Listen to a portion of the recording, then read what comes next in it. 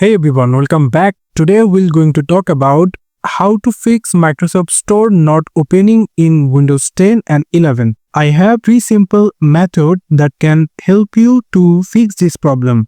For that, first we need to go for our date and time setting. Click on the right mouse button and then click on adjust date and time. Click on that.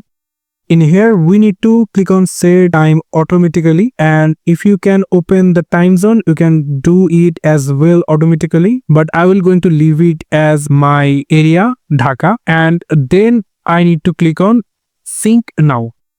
That's it.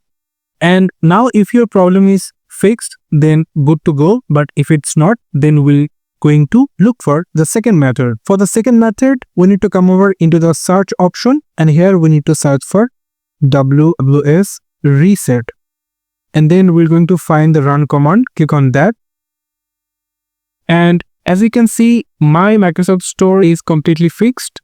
If your problem is fixed, then good to go, but if it's not, then go for third method.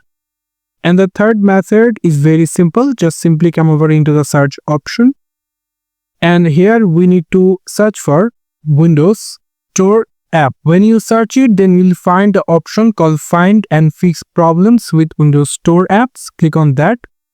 Click Next. And now you're doing troubleshooting. And then if your troubleshooting is completed, just simply restart your PC and your problem will be fixed. That's it today. Thank you so much for watching this video. Don't forget to like the video and subscribe the channel.